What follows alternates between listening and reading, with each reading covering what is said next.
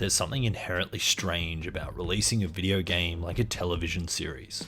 The idea sounds novel, a story unspooling in curated episodes, each one carefully timed, inviting speculation and conversation. It's an approach that Dispatch, the newly released narrative thriller, is doubling down on, launching 2 episodes at a time, following a set calendar of drops.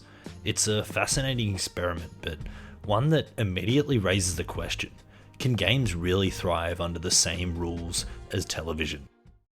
Now, there will be no spoilers in this video except for footage taken from the very first 4 episodes of the game, which is pretty much half of the game, but mainly from the first 3. Wait, so you want me dispatching? What's that even mean? Episodic releases carry a natural sense of rhythm.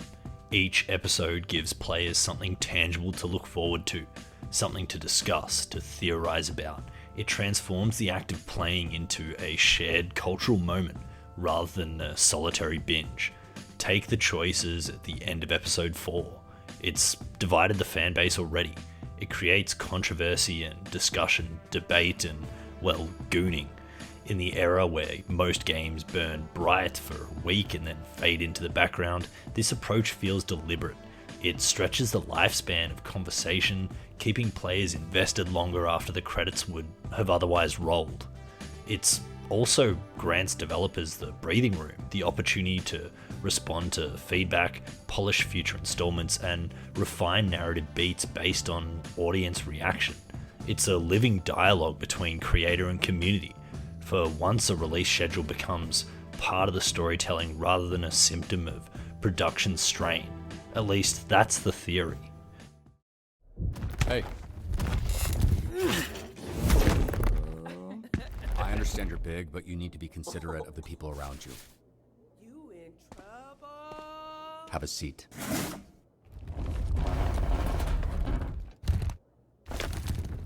I'll sit on the floor. Suit yourself. What's going on? Oh, I offered him a seat. But here's the reality. Games are not television. Development doesn't operate on the same tidy production timeline, and there's no network guarantee that the next episode will arrive. When a TV series announces its release calendar, you can rely on it almost 99 times out of 100, even if there are some delays. When a game does the same, you can only hope that it's not, every third game to release that fails, but releases in such a minimalistic state that calling it a video game is kind of criminal. You just hope that it isn't one of those. We've seen it before. Ambitious projects fractured by delays, scope creep, or financial collapse. Players are left stranded between chapters, investing in a story that may never be finished, and that uncertainty corrodes the entire experience. Even when the episodes do arrive, the waiting itself disrupts the flow. Games rely on momentum, on muscle memory, pacing, emotional continuity. When you pause that experience for weeks or months, you risk losing everything that made it click. Sure, Dispatch isn't the most mechanically challenging game to release, but it does take some getting back into if you're taking a break after finishing each pair of released episodes. You do even sometimes need a bit of a refresh of what's happening in the narrative. Still, there's something undeniably elegant about Dispatch structure. As opposed to the clear, similar, realized strategy of early access games, where developers often present roadmaps as aspirations. We plan to add this, we might expand on that. With Dispatch, the roadmap is the design.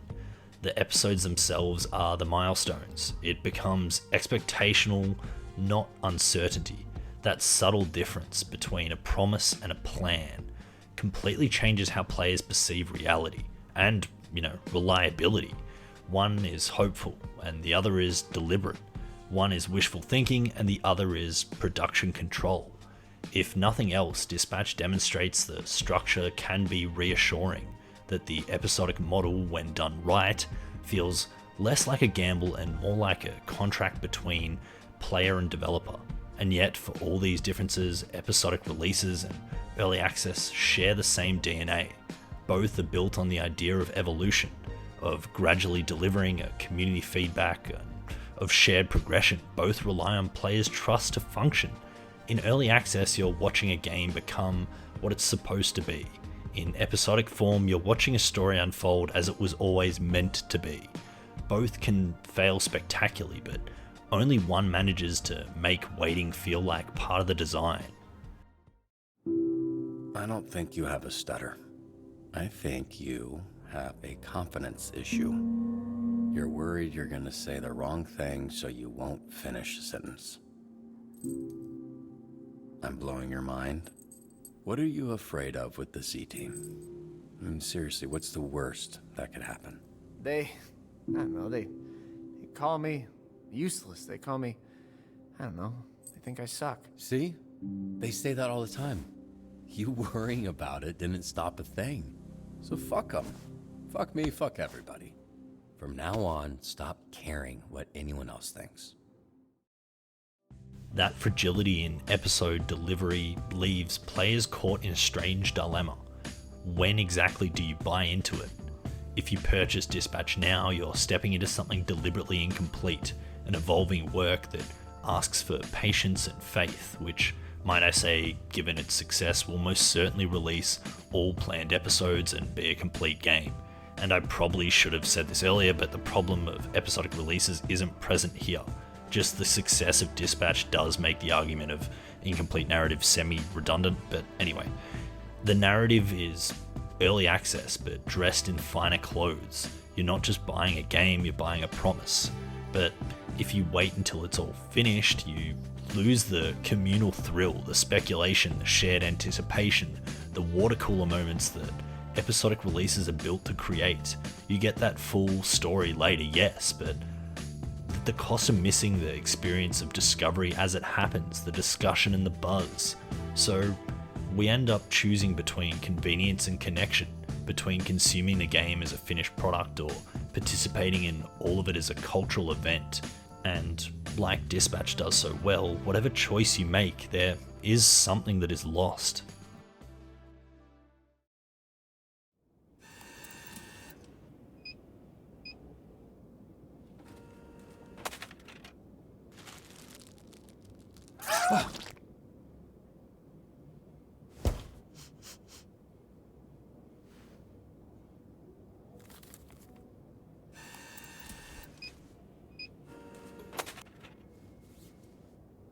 Hey, Ah, shit. what kind of superhero flinches?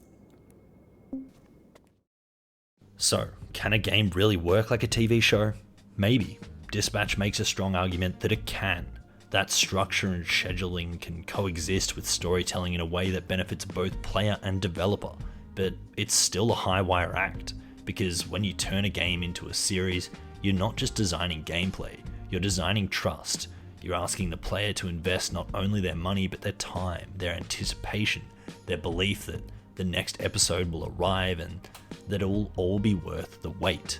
If Dispatch can maintain that balance, if it can deliver consistently, confidently, and with purpose, it might just redefine how we think about serialized storytelling in gaming. But until then, it remains a risky experiment, one that might just prove that games, much like TV, live or die on their ability to keep us coming back for one more episode. Thanks for watching. I know this was a shorter one, but I have a lot of games cooking in the background and really wanted to get this one out. So please leave a like and subscribe and let me know your thoughts in the comments below. I always love chatting with you guys and I read every single comment, so I would love to hear your thoughts. As well as, if you made it this far, let me know, are you Team Blaze or Team Invisigal?